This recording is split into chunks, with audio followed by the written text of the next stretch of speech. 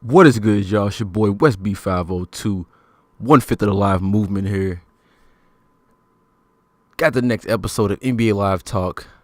I don't know what episode we on. Like I said, we gonna keep making these until I have nothing else to talk about. We got gameplay today for this episode. I'm gonna talk about the off-ball screens or the lack thereof. Some other gameplay issues I've ran into. Most notably, this is going to be about, the screens messing up the plays in the game. But I want to show you this clip from last night. I was playing 3v3. Got my hybrid wing. All right, 6'8", around 235, 240-ish. Maxed out. Elite rebounder. Elite dunker, Hall of Fame dunk package, all that good stuff, right? This is a good clip. This is not a bad clip, There's nothing negative in this. I'm just showing you this to show you that this is how I expect my hybrid wing to play, especially when he's going up against smaller players, okay? So I'm going coast to coast, okay? The guy I'm dunking on I think he was a 90 overall wing scorer. Okay. He's a good player, but he has no chance of stopping me in the paint. None whatsoever. He should get overpowered 9 times out of 10. All right. Now that was a good clip. Now, I think you guys watching know where I'm going with this. Here's another clip from another game. My man's right here with the all blue on. I think he was like an 85 wing shooter or wing scorer. 85 overall. Now, I try to set my guy's screen. It doesn't register for whatever reason. He gets around it. So before this, on the past 2 possessions I had made 2 mid-range shots. So I pop out again for the 3rd time, and my guy closes out. But I hit him with a pump fake, and I drive by. Now, just like that first clip, I have a clear lane, full head steam, going towards the rim. Like I said, old boy in the paint, in all blue. He's a wing shooter, wing scorer, and he's like an 85 overall. Again, my player's a hybrid wing. Maxed out, Hall of Fame dunk package, 6'8", 235, 240-ish. I'm going to probably say that a lot in the beginning of this video. This guy's probably like a $180, $185. But he's able to stop me mid-air. And I missed the shot. Just like in that first clip, his ass should have got dunked on. There's no way he stops me from getting to the rim. There's no way. But I'm going to let the clip play. I'm going to let it play. Keep your eye on the same guy. They got the defensive stop. Because he gets some BS, some bullshit to go his way on the offensive end. Now, after putting on the weakest display of handles I've seen, he gets into a 2-man animation, the blow-by animation on my teammate. I stop right there to help him. I'm trying to initiate contact, all right? But instead, he moves me out the way like I'm paper mache. You see how he just moves me back? I'm in front of him. Again, 6'8", 235, 240-ish. Hybrid wing, maxed out. This guy's under 200 pounds. Wing score, not even maxed out. But he's moving me back out his way like he's Shaq. Like I'm nothing. Like I weigh 2 pounds. And then he proceeds to get a windmill dunk. That whole sequence was fucked up. All right? For lack of better terms, that whole sequence was fucked up. Like logic, physics, science goes out the window in certain situations in this game. That whole sequence, there's nothing you can tell me that'll make that sequence make sense. Absolutely nothing. All right. He shouldn't have stopped me. And we should have been able to stop him as a backcourt defender. And there's a maxed out hybrid wing in front of him. Yet he just bulldozes. He blows by the backcourt defender. Well, he's probably playing bad defense, but he just moves me out the way like I'm a piñata. You know what I'm saying? That can't be happening. These smaller guys can't be bullying big players. Okay, that can't happen. Okay, that just can't happen. Now, like I said, I'm a hybrid wing, 6'8", 235, 240-ish, maxed out. So I got 93 rebounding. So NBA Live says if you got 93 rebounding, you're tagged. You're dubbed as being an elite rebounder. Okay. Now we know the rebounding in the game is bad. My problem with it is that I thought you had to jump to get rebounds in basketball video games. You know, in NBA Live 18, you do not need to jump to get rebounds in this game. All you have to do is box out or hold L2, and the game will jump for you and most likely give you a favor. One of the better animations in the game. The snatches at the air, stuff like that. Again, like I said, I'm a hybrid wing, maxed out, 93 rebounding, 6'8", So my guy has the snowflake. It's a random. He's playing like an idiot. I know he's going to shoot this shot. And I also know he's going to miss.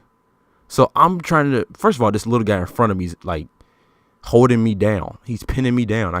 He's making it tough for me to get past him like he's actually my size or he can match my strength. You know what I'm saying? I don't like that either. And he got on skinny jeans. There's no way that's going to happen. Anyway, so he shoots the shot. Now, the player we're looking at in this play is my man with the red shirt. Okay, he's a point shooter. And he's going to get this rebound over me. And he's going to snatch it out the air like he's the elite rebounder in the game. That's another thing. I'm the only elite rebounder in the game. I feel like I'm the only one that should be getting these types of animations. How does he just get in front of me like his player is the better rebounder? He knows where the ball is going. So he's quicker to the ball than me? And look, I've been playing this game long enough. When you get that animation, you do not need to hit jump. All you got to do is hold L2. And like I said, the game will give you that animation. I've been playing this game long enough. And I played it enough to know that. So there's nothing, like I said before, there's nothing you can tell me to change my mind. There's no way he should have got this rebound over me. I'm basically a superb athlete. This hybrid wing is. Elite rebounder. I can jump out the gym. 6'8". Biggest player on the court. And I'm getting out rebounded by the smallest guy on the court. The thing is, he's not even in position. I feel like I'm the player in position to get this rebound. But somehow, some way, my player barely gets 2 feet off the ground when he's trying to get that rebound. He should spring up in the air. If I have a 93 rebound rating, he should be going after it. That's a lazy attempt by an elite rebounder. That's very lazy. And the point shooter goes up and snatches it. That is bad. All right. That's bad. Something else gameplay related. Here's a shot that reminds me of that fadeaway shot from Live 16. That was really bad. The stiff turnaround fadeaway. There's another turnaround fadeaway in this year's game that's basically another canned shot. Very easy to trigger. and it's very annoying. This shot right here. Look at my man Steph. Look at that shot. And he makes it. Come on now. I don't even have to say anything about that. Come on now. Get that shot out the game. All right? Don't clean it up. Don't tune it up. No. Just remove it. Just remove it. Okay? Please. Remove that shot. Let's look at it one more time. One more time. This is ridiculous. Like I said, it's very easy to trigger. Anybody can do it. And sometimes, it doesn't matter who you do it with. It doesn't matter. You can have James Harden and he'll do that shot with his right hand and he'll make it like he shot it with his left. That's wild, man. That's wild. You know what I'm saying? You can't. Nah, that can't happen. That can't happen. Here's another clip, gameplay related. Another ugly, I guess I call it animation. Another ugly animation. This has been in the game since Live 15. Probably was in 14 as well. I can't remember. But I played 15 recently and saw the same exact thing in 15. So I'm going to post up with LeBron at the top of the key. All right. I was just playing around. I'm going to post up. Going to do the turnaround fadeaway. Got the green. But look at the pose LeBron did afterwards. All right. Now, I did go into the replay. So I'm going to let the clip keep playing. And then I'm going to slow it down. Here we go. This little pose, like I said, I don't know if it was in 16 or not. Really can't remember. But like I said, I played 15 recently. It was in 15. But I don't know what this is. He's grimacing? Is he trying to draw the foul? Did he tweak his ankle, his knee? Is he waving to his mama in the crowd? What is that right? Look, that right there. What is that? Let's pause it. What is that? What is he doing? What is he doing? I don't know what that is. I've seen that countless times on post fadeaway shots. And I don't understand why they do it. Like I said, are they trying to draw the foul? Did he come down wrong on his ankle? Did he hurt his knee? Is he waving to somebody? Why did he do this after the fadeaway? Why didn't he just keep his hand up, pose, follow through with the shot, and then celebrate when he made it? You know what I'm saying? All right. I think, okay, that's a play. Let's see. I want to show this screenshot. I got 4 screenshots, all right? 4 screenshots. Something in common with all of them. Every time I jump to go for a block, not every time, I'm going to say it's a high number. I'm going to say about 85% of the time, maybe even more. My player's arm is bent up in this awkward, painful looking way. Look at Kuzma's arm. If you put your arm like that in real life, and it's very uncomfortable. I've never seen nobody try to block a shot like that. If anybody has seen someone try to block a shot like this, let me know. Show me. And then, I'll believe it. But until then, I've never seen anyone try to block a shot like this. Look at McGrady's arm. He easily could have had this block if his arm is straightened out. I think Kyle Lowry made this shot. He could have had this block, but he jumps like he's waving at somebody. Why is his arm at an acute angle? Why is MB's arm at a right angle? You know what I mean? Look at Harden. Like, I remember this play right here. I wish I could have saved the clip, but I didn't. This was a bad pass by Anthony Davis. We double teamed him, forced him into a bad pass. So Harden jumped up. He reacted well. I just don't like the animation. I don't like how he deflected the pass, because he could have easily just jumped up and caught it, started the fast break. He could have jumped with his arm straight and knocked the ball down in front of him, but instead he jumped with his arm bent and it hit his wrist. So the ball ends up going behind him, giving the opposing player behind him, a chance to get the ball, go around him, and possibly get an easy 2 points. So that bent arm stuff, I don't know what it is. But most of the time, this is how your player is jumping in NBA Live to go for a block attempt. If he doesn't get the block animation, this is how he's contesting the shot. And this is a perfect example of how it could work against you. Because that's easily a block if he straightens his arm out, right? That should be a block. But, like I said, his arm is bent up. So there's no way he's going to get the ball. It puts you at a disadvantage as a defender. And come on, you got to jump with your arm straight. Come on now. All right. I think that might be everything gameplay-wise for me. The passing needs to be worked on. I haven't really dove in the direction of, passing with the right analog stick. So I really can't talk about that much. But I will say this. Euro steps, signature layups, the dumbass up and unders. I think it might be it.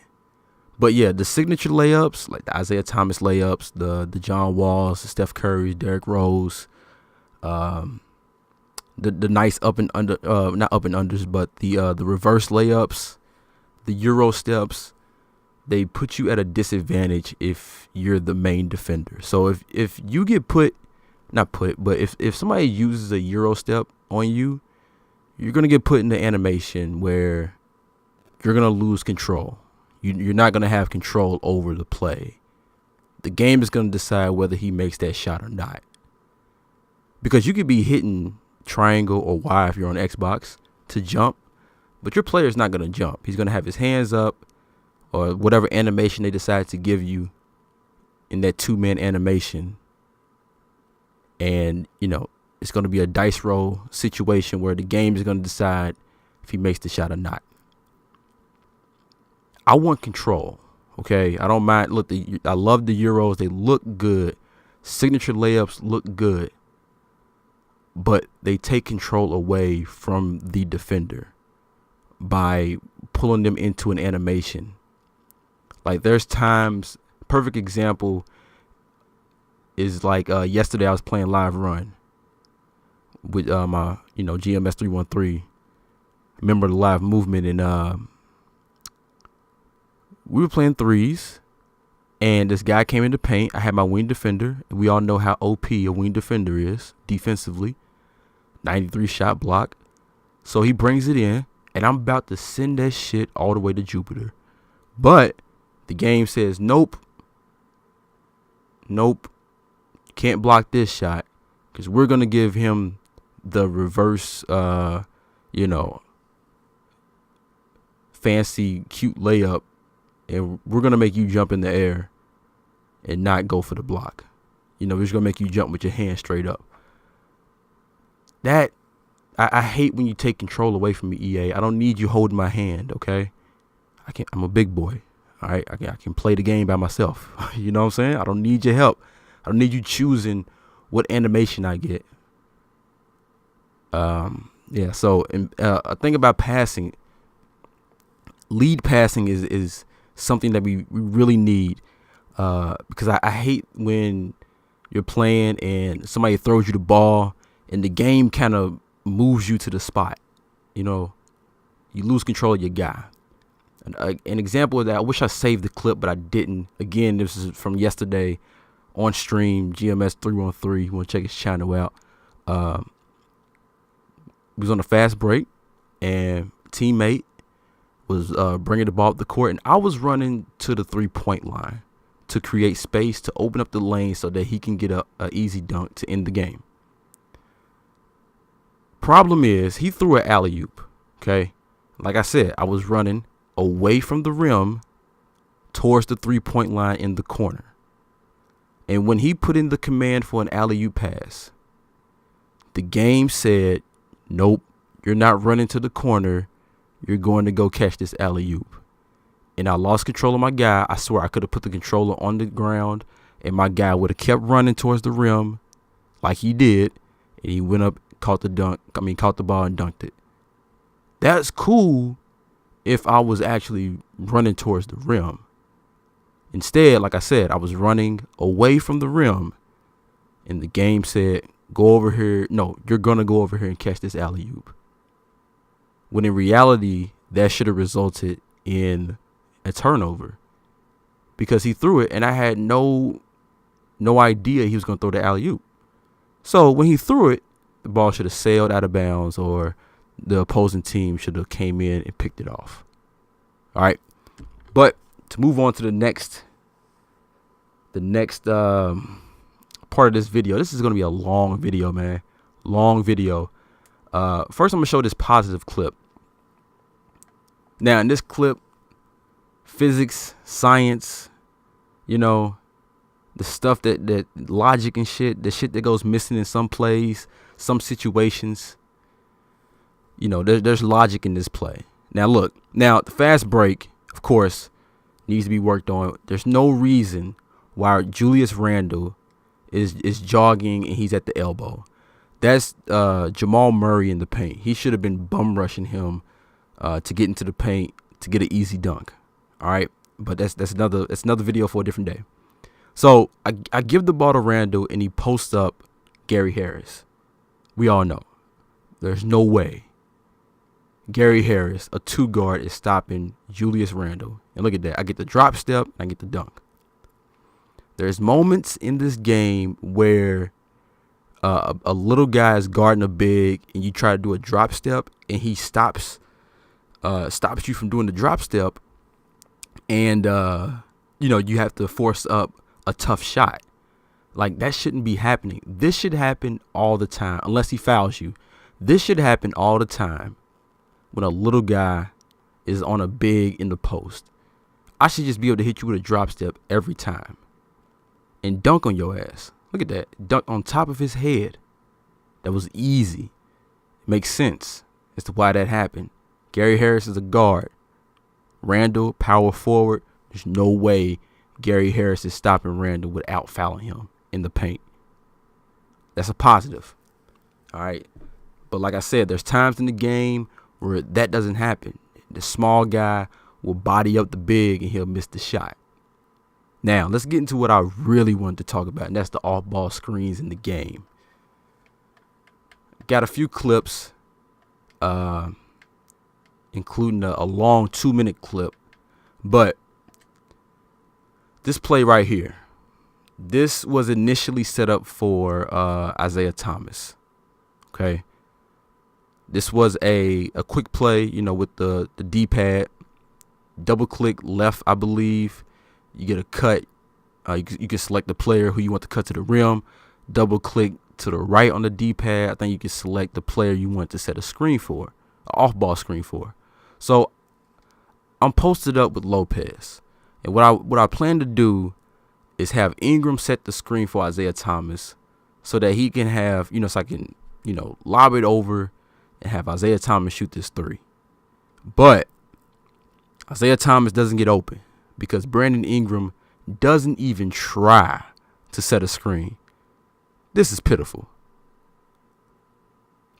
Now, what if this is a key moment in the game and I call for an off-ball screen and this is what you give me? That does nothing for me.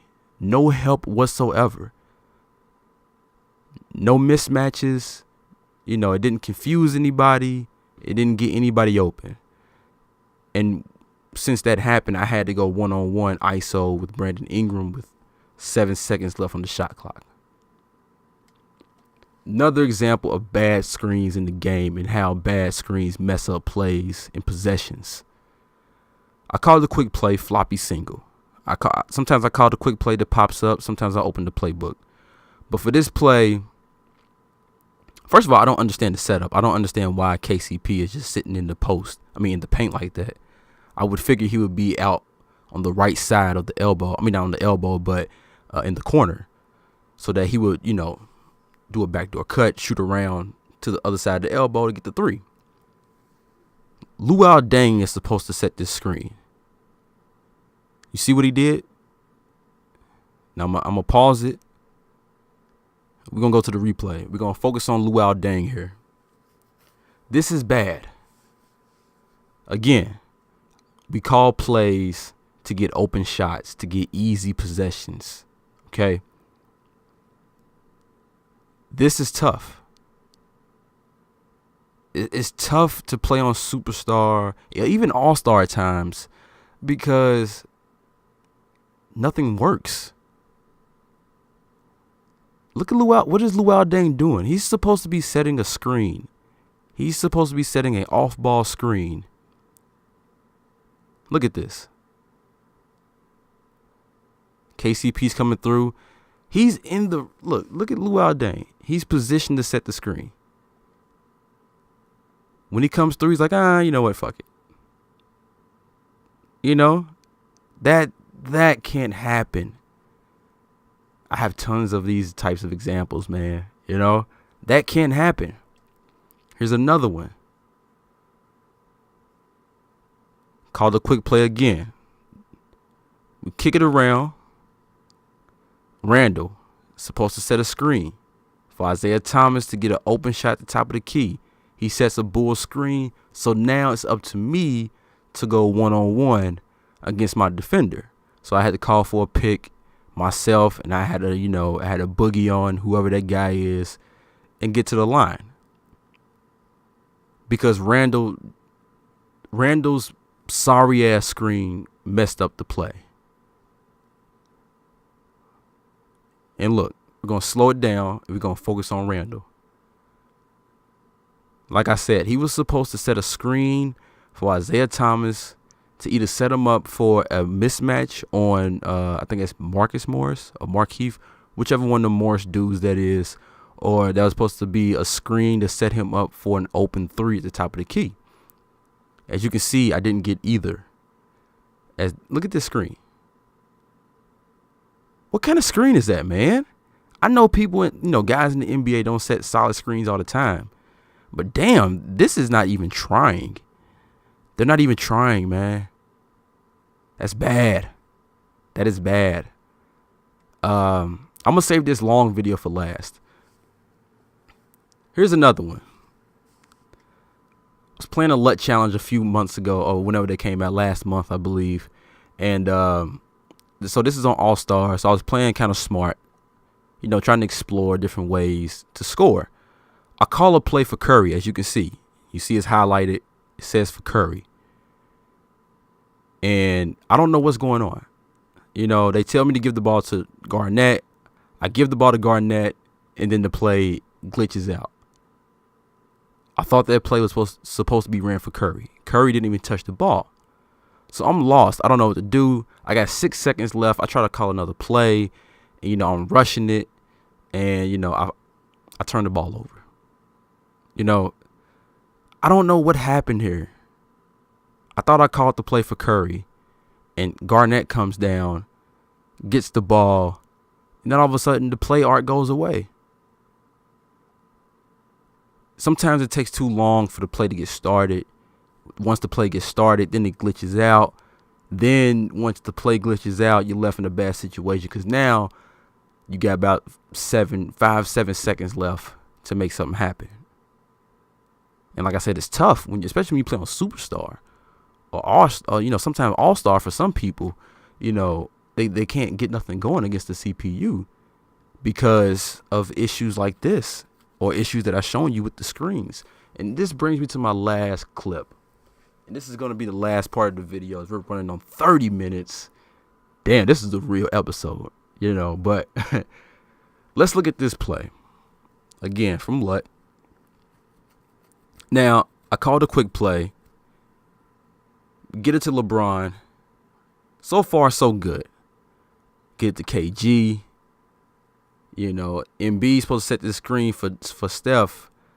But again, just like Randall, just like Brandon Ingram, doesn't even, attempt to set a screen. The only reason why I still got a green on this shot is because that's Steph Curry, and Steph Curry was guarding Steph Curry. You know what I mean? He's being guarded by Steph, and Steph is not the best defender. Imagine that being someone better, they would have closed out faster. So now I'm gonna slow it down. We're gonna rewind it, and we're gonna break the play down. All right. So bringing the ball up court. We're gonna call this play the quick play. I forgot what the name of it, the name of the play, but it starts off fine.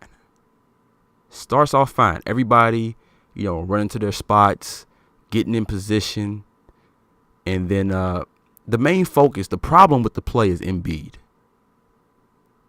But I also want to bring up the play art. I'm going to bring up 2K. Because when you run a play in 2K, the play art literally shows you every option you have. And on top of that, it's showing you where everyone is going.